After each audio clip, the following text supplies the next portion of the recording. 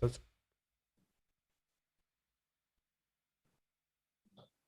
Welcome everybody to today's Kubernetes office hours, where we answer your user questions live on the air with the esteemed panel of experts. You can find us in the office hours on Slack, Kubernetes Slack, and check the topic for the URL for the information. Before we begin, let's start by introducing ourselves.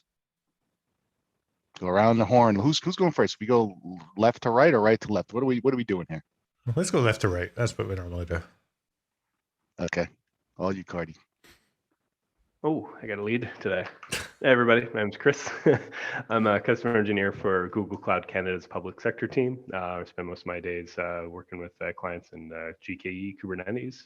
Before that, I was on-prem Kubernetes min, so I've done it the hard way as well. I'm CKA and CKD, so any questions in those fields are more than happy to help answer. Hello, everyone. My name is Dan Papandrea. I'm the Director of Open Source Ecosystem and Community for a company called Sysdig. I'm also CNCF Ambassador and as well as a CKA, and I'm the host of a show called The Popcast. Hey everyone, my name is David Flanagan. I'm a Senior Developer Advocate at Equinix. I am a CKA, CKAD, CNCF Ambassador, and co-chair of Cloud Native TV. Remember to follow that. Lots of great KubeCon coverage coming up soon. And I also host Rock Code Live on YouTube. Good morning. Hello, my name is Borko. I am helping out a number of government organizations up here in Canada implementing Kubernetes, and here to learn and help everybody along. Hi everyone, I'm Guy. I'm a principal software engineer at Skyscanner, where I'm part of the team responsible for our container platforms. Other than that, I am also a co-chair of SIG autoscaling in Kubernetes. So certainly any questions about autoscaling, happy to help there.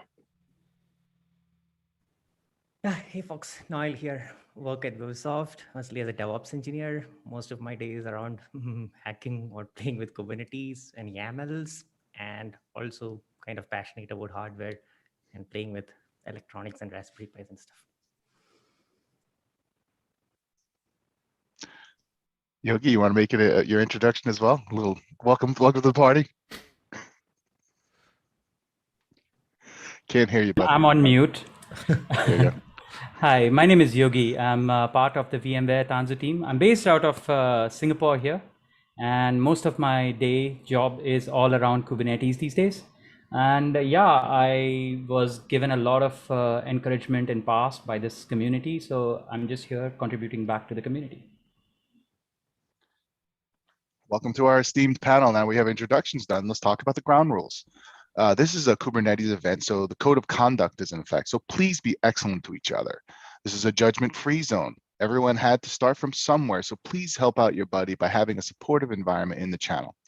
While we do our best to answer your questions, the panel doesn't have access to your clusters, so live debugging is off topic. We will do our best to get you moving down to the next step. Normally we provide t-shirts. However, the CNCF store is replenishing its inventory. We got to get on that CNCF. They really got to get that inventory updated. We will give you a shout out to our Undying of Devotion though, which I think is pretty awesome currency. Panelists, you're encouraged to expand on answers with experience and pro tips as you do. You all have experienced a lot of awesome stuff, and really not so awesome stuff, and that's helped make you better engineers. Audience, you can help by pasting URLs to official docs, blogs, or anything that may be relevant to the topic at hand. And please post your questions on discuss.kubernetes.io or in the office hours channel on Kubernetes Slack. You can also help us by tweeting and spreading the word and paying it forward. This panel is made entirely of volunteers. So if you want to rotate in, please let us know, and we'd love to have people rotate in and help out. Each moment, we want to take a brief moment to thank a member of Office Hours volunteers for their continued effort and support of this program. Today, this is the Yogi edition. We want to thank you, Yogi, for all of your contributions to the Kubernetes community. So 3 cheers for Yogi. Thank you, everyone. Yeah, I mean, I was really stumped by when I saw, stumped is, I don't know if it's probably a cricket term. So I was stumped when I saw my photo on it, and I didn't know. But yeah, I mean, I'm just glad to be joining this group, all the time. And I really want to thank each one of you on the panel. I just appeared out of nowhere. I just put my name somewhere on a sheet, and like you guys invited me. So yeah, for everybody out there, I would really, really encourage, like, if you are really looking to contribute back and just get to know more and more people in the community, I think this is one of the best forums to be in. So thanks a lot for continually inviting me, actually. And we have Mario coming online. Welcome, Mario. It's late. This guy's late. All right, a little rough over here. This panel is a bunch of professionals, Mario. Okay, you need to be on time, brother. All righty. I'm just happy that he's like right next to me at the same level. Yeah. Yeah. There we go. There he is. There's my guy. Hey, buddy. Hi, How are you? I apologize for being late. How's everybody doing? Fantastic. So, hey, you want to give you an intro before we get into the first questions? Just Sure. Absolutely. Can everybody hear me okay? Everything good? Yeah, all good. Yep. Yes. Okay. Excellent. Good. Okay. Well, I am Mario. I just got back from a late workout. I apologize. CNCF ambassador, been involved with the Kubernetes world and loving Kubernetes for probably about over 6 years now. I've done the Cloud Native TV and many things with this great panel right here. I love educating the world on modern cloud infrastructure, cloud, and the cloud native ecosystem. And I'm so happy to be here and help one up everybody around me. So thank you for having me. All righty. With that, we'll get to our first question. Anyone want to handle the first question? The name, repeat the question, take the first stab at it? Yeah. All right. So our first question comes from the Kubernetes discussion forums. They're available at discuss.kubernetes.io. And this question is from Yermic. Yermic asks, are there any options to see why pod creation is taking longer than usual? This post also has an image which shows the containers are potentially stuck in container creating for plus 5 minutes. So how would you all begin to debug and understand that?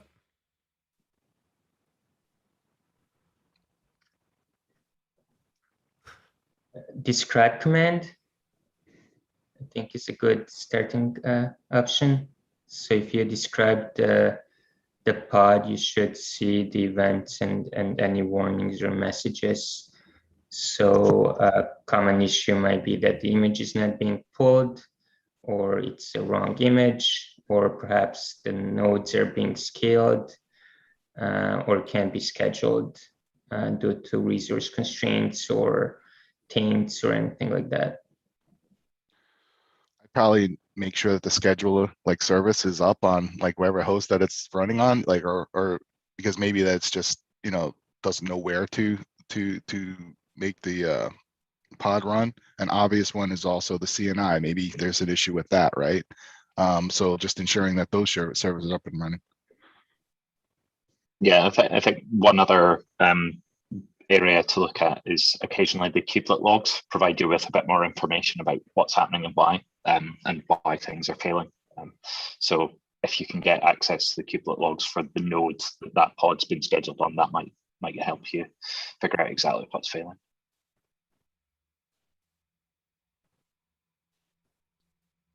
Yeah, I think that pretty much probably covers all of it. Oh, sorry, I'll go Yogi. I have one more thing to add. I don't know. This last TGIK, actually, Joe Beda actually had shown this particular flowchart. I pasted a link in the Slack, and it's not just for the pod. It's for troubleshooting the entire cluster. It's a gigantic flowchart. It has a set of commands and the yes/no tree, and it's pretty good actually. I tried it with one of the clusters yesterday, and it was very useful. At least just gives you a little structure when you're starting out. It's huge. The number of decisions there is tremendous. Yeah, I think I photoshopped David. Easy, right? I think I photoshopped clustered David's face on that as well as a stopper at the end. It's a great it's a great flowchart because it also gives you the kubectl commands. It's fantastic. That's great. All right. So It's, in summary for I this had the one question, that shook loose. That's the weird one I bumped into. If you're using OPA or a gatekeeper at all, sometimes if you do a deployment, the pods won't come up if the template is stuck for that. So you just kind of have nothing coming up, and the error won't be in the pod; it'll be in the replica set. So if you have OPA running and things don't necessarily pop up, check the events or the replica set. You might get some more information at that level. all right. So in summary, the answer is describe the replica set, describe the pod, check the kubelet logs, and use this wonderful flowchart if nothing else works. Awesome. Pop. We're live right now. Oh, I'm sorry. So I'm trying. So I didn't know if you wanted to get the next question here. So All right, I'm trying to go back and upgrade. check your phone, mate. No, go ahead. No, it was cool. Go ahead. All right. Our next question comes from Alex, also from the Kubernetes Discuss forums, and the raw version is there for our panelists and the HackMD, but I'm just going to read the paraphrased one to try and make this a little bit quicker. But it seems like the question is they're trying to upgrade Kubernetes in an air-gapped environment. Alex has downloaded all the RPMs and updated everything you can. So that's the kubelet and the kubeadm, etc. However, kubeproxy isn't an RPM, and they want to know how do I go about upgrading kubeproxy in an air-gapped environment? Do we have any tips there? So kubeadm has a command to actually generate like a tarball. I haven't used it in a bit, but it had some functionality to list all the images that like a specific version of Kubernetes required, and you create a tarball of it. Since it's mentioned it's an air-gapped environment, you move over that tarball to that air-gapped environment, then load those images for that specific upgrade. So when kubeadm upgrades the cluster and updates a manifest to point to new images, the images are already preloaded into the local CRI runtime. I'll probably find the link to that in a minute and put it in the chat. Yeah, so one of the things, especially with the cluster API, when they are creating nodes dynamically, what we have seen is we pre-cache some of the images while creating the node image, the worker node image, or like even the master node image. We pre-cache some of those images. So rather than updating an existing, if it's a VM actually, it's probably better off that you have a new virtual machine that has all the new components in them and join it with the existing cluster. So, I mean, it's something that we do in cluster API side, but under the hood, it's still using kubeadm. So same method should be applicable in this case also. So probably best off pre-caching container images in the CRI, in the VM image itself. But it's a little bit destructive, so you might end up losing the IP address of the VM.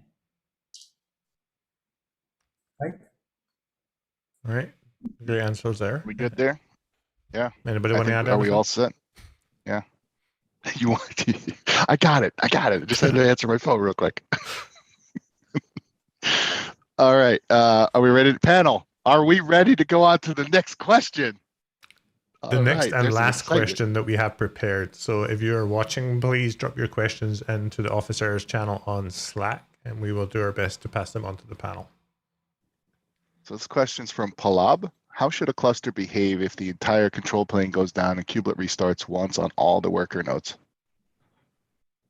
There's some more details. I've hit a scenario where all my control plane nodes go down all at once, and also the kubelet gets restarted on all the worker nodes. This is mostly due to how Platform 9 KDS stack works. I've noticed that some pods get recreated, usually ones that are part of a deployment when the control plane comes back up, but this isn't always the case since sometimes none of the pods are recreated. Although everything comes back to a consistent state, this is the behavior of the cluster documented in such scenarios. It's a pretty elaborate question. Yeah, so the entire control plane is going down and the kubelet on all the worker nodes. Tricky. But also, I mean, if this is Platform 9 a managed KDS, and I apologize, I'm not too familiar with them, but I believe it's a managed KDS, right? I mean, that's something as part of their SLAs, I would assume that they handle, right? Ensuring that the control plane and all those, and I want to speak for you all play up for Platform 9, but as ensuring like an SLA for something that's deployed on it. So, you know, you should probably go back to them on that being an issue and see if that's addressed. Because I don't think that's, to me, I don't think that's out of the box behavior of Kubernetes if it's architected properly. I mean, I think the challenge there is if they're, well, they don't mention if it's a single control plane node or a highly available control plane. But I think if all the control planes go down in an HA environment, I mean, can etcd recover without manual nudging? Because it's going to lose its quorum, and then the first one's going to come up, and I'm not sure how etcd is going to handle that. Is anyone familiar? My instinct is everything should be okay. I've definitely had instances where the control plane goes down or connectivity is lost and everything seems to come up fine afterwards. No pods restarted or anything. Things behaved as they should. No work, no new workloads, but yeah, what would be interesting for me to know, at least if somebody can, like if the person Palab, if you're on the, I'm assuming it's a he, if you're on the Slack channel, if you can post the pods that actually come up and the ones they don't, like what's the, which controller are they? Like, are they a stateful sets or a daemon set or like just a simple replica set controlled pods? Because if they are, let's say, daemon set, probably kubelet coming up, there's a good chance that it would actually, even if the daemon set pod is up, it will try and actually start it, right? If it's a regular replica set or stateful, probably it would leave it alone. And the state of etcd, for me, I have actually shut down clusters like for real. And upon restarting, at least they came up quite cleanly. I just started masters one by one. But to be fair, I started the master nodes first and workers later. This is not the case. Like the scenario here is the worker nodes are not down. Worker nodes are still up. And it's just the kubelet that gets restarted. So yeah, it would be interesting for me to know which controller is actually employed for the ones that are running and for the ones who are not. Yeah, definitely. I think where the part of this question where they say, but it isn't always the case, and sometimes no pods are recreated. I mean, that to me would say that the kubelet just can't speak to the API server at all, and that those API servers and control plane nodes just aren't getting healthy. So you're just going to have to take a look at the logs, and definitely, like Pop says, go speak to Platform 9. Like being in a situation where your control plane goes down and then all the kubelets get restarted seems like quite a predicament. might be worth taking a look at the events, see if anything's in there. And I don't know, again, I don't know their control plane well enough to say, is there some type of management console or something, or do they obfuscate it? You know, some of them do. I don't know them well enough. So something to think about there. All right, panel, we're on our last question. Is there anything we want to kind of share as well? Is there anything out there that like some cool things that we've seen, tools that we've like want to kind of share at this point? Just trying to prolong. I just want to hang out with you guys all day. I mean, let's be honest. I actually have a question for everybody, and if somebody in the Slack can answer. And I'm just doing my own research on this.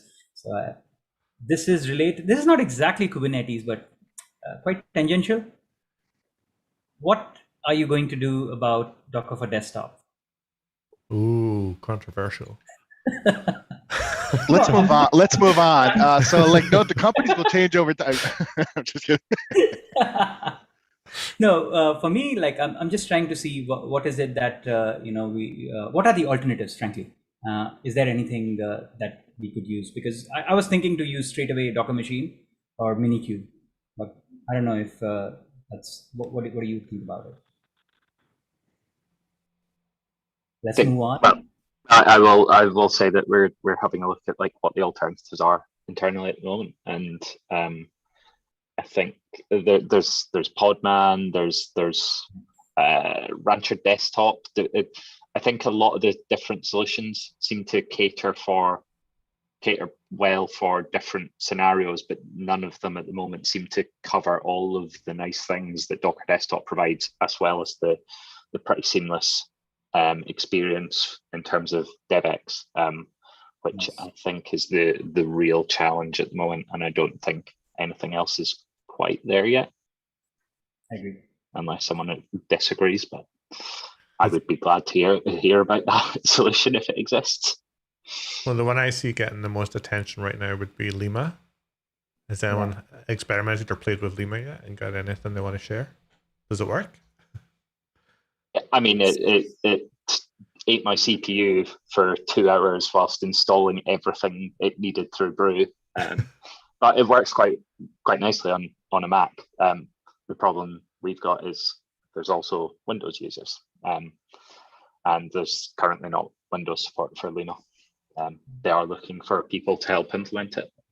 Yeah. I mean, Docker Desktop looks like is really good, right?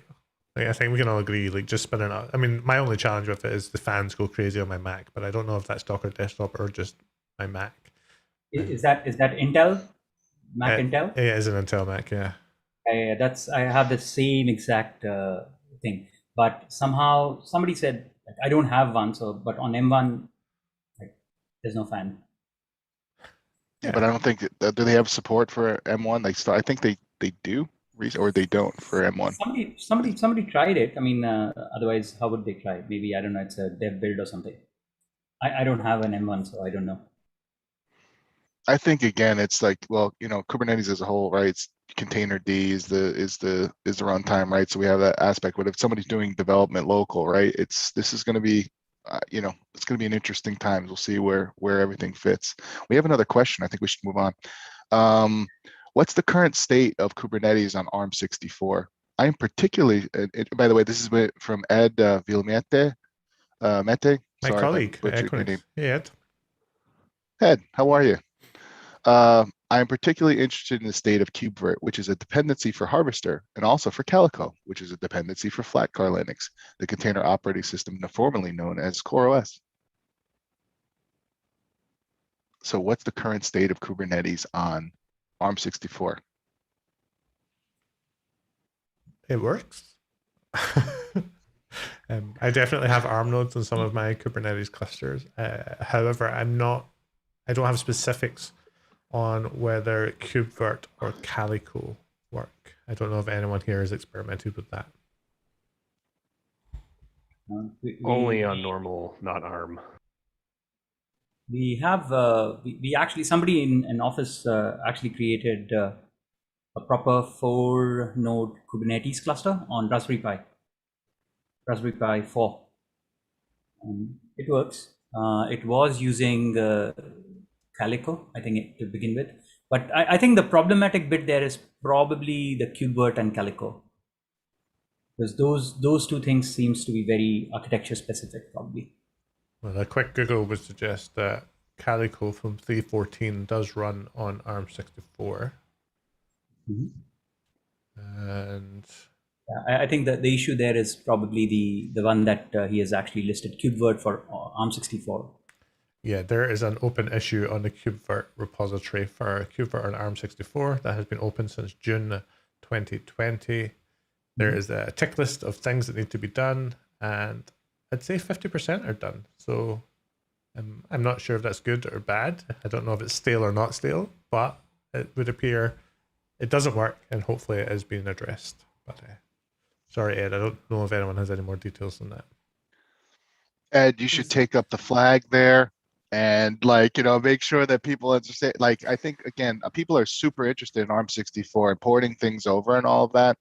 I think there just needs to be a concerted effort to corral all these things where you see a page that said this is supported, this is unsupported, you know what I mean? So and then people can be aware of these things and address it with the various, I don't know if Cilium, for instance, has any, ARM64 support, or obviously, KubeVirt is a major thing, right? So like I would assume they're thinking of these things. So it would be great to kind of corral all of these, Kubernetes on 64 into one central place if we haven't already.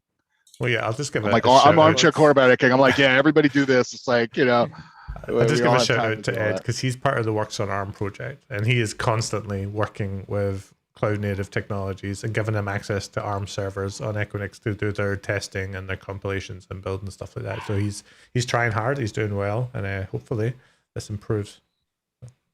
So there will be a clustered ARM64 edition at some point. Is that what you're saying?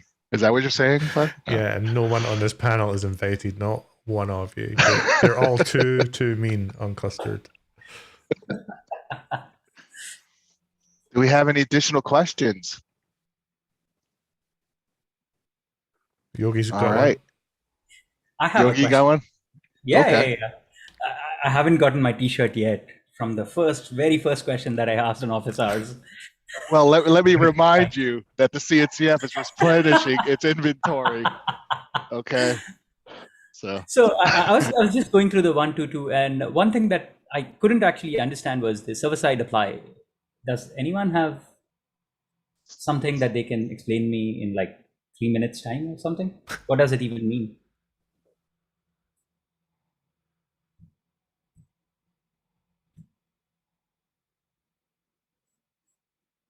Anyone?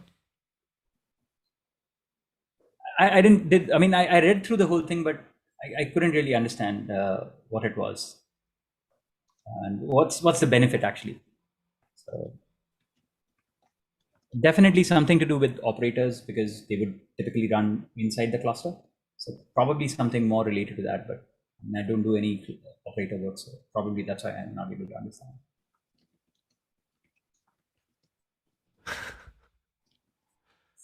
I mean, like, I think that's actually a very interesting point because if none of us are responding, then none of us really have a great idea what the driver for that was. So I think maybe how would people like us on this panel go and find that information? The first thing I'm thinking is find the original KEP for the idea, right? So if anyone has that readily available or could share it in the channel, I think that'd be great. But I want to use this as a learning exercise because I think a lot of the time we see features and we don't really understand why they exist. But most features had a reason for being. There was a need that someone found. And that need, we don't communicate that why as much as we should. We just communicate the what, I think, a lot more. And someone being new is like, oh, I can do this, this, and this, and this. Well, what was the impetus for that actually becoming a thing and people putting development effort and time and reviews and getting it through the graduation process, et cetera, to being GA? What did that look like? So this is partially why I love the Kubernetes community. And I think we're getting better every day at showing the why and having more people bring things to the table that are needs that different types of organizations or different cloud deployments have. So Thank you.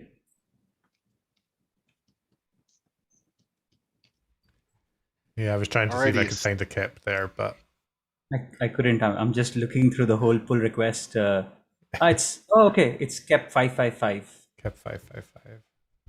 Yeah. Yeah, I seen that server-side applied did move to GA with 122, but I couldn't tell you what it does at all. Luckily, it looks like there's a Kubernetes official doc page for this that talks about it pretty well, as well as the conflicts that can occur. So I'm guessing server-side apply gives some more strategies around applying diffs to your cluster. That would be more for just thinking of the impetus behind that. That kind of lines up more with GitOps style approaches, wouldn't it? Where you're not doing it locally. So it's just an agent doing it on your behalf. I think so. But the agent is a client to the API, right? Yeah. I guess. So I'm not really sure what that means as much. I think maybe it might also be like taking more logic out of the client tools and putting it on the server where it's kind of centralized and more easy to, like, it makes the client thinner, I think, that might be Yeah. part of it. I'm very interested. I'm going to read this cap today, I think, Yeah. in all my infinite free time. Yeah. Well, maybe that could be something that we talk about after we've all done a bit of research next month. We can sit down and say, okay, here's what server-side apply is, and share that. Because I'm assuming if we are all confused, then a lot of people probably have the same confusion. So we'll address that next month.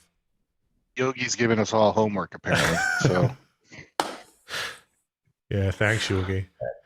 yeah, way to go, Yogi. This is the Yogi edition, and apparently we all have homework. Any Okay. more pop quizzes, Yogi? Is that Yeah, it? Yogi. Anything else? You want us to go ahead and all get our KCS? Actually, I have one more. KS? What else? I have What else one you want, more. Yogi? Go ahead. I'm just kidding. Could you all just I rewrite just the got Kubernetes scared. docs by the next office hours? Could you all do that? Yeah, it's like when the pandemic is over, Pop is going to just fly down to Singapore and it's like, yeah, where's that Yogi? Yeah, I'm telling you, I'm going to be like, Yogi, let's go. Come on, buddy. All Remember right, that office hours? Fun. All righty, y'all. Do we have anything else? Is there any additional questions? Let's look in the Slack channel here. Oh, let's see. There's no more questions, but maybe who's going to KubeCon? Oh yeah. I am. I will be there in person, North America, hanging out with hopefully a few of you at least. I know a lot of people are not able to go.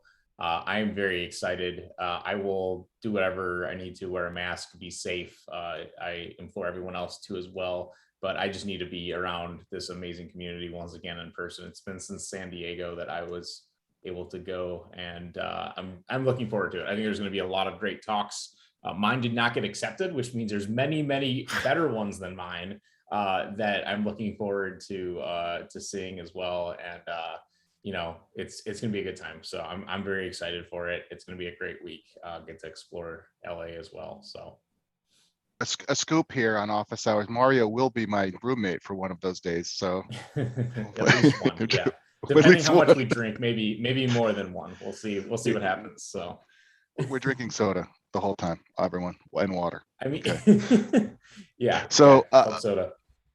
Yeah, and again, I echo what Mario said. Again, everybody, we want to make sure that the people that are going are going to be safe. Again, it's a time of, as we know, it's really, tough times that we have. But, again, as Mario said, it's be really great to see each other again. And if we do, just be safe. But also the folks that are joining virtually, we want to make it an experience for you all as well. I mean, this isn't going to be where we're going to, only the people in person are going to have good things. I think what's being planned from the CNCF event team, which are fantastic, is things that's going to make people really feel like they're part of the action. We're really excited. Shameless plug for Cloud Native TV. We're going to be doing recaps of every day of what's going on during the day. Really excited about that. But also, like I said, I'm gonna be, I don't care how early it is, I'm gonna be in that hallway track the whole time. I really want to make sure that we interact with people because it's so much fun.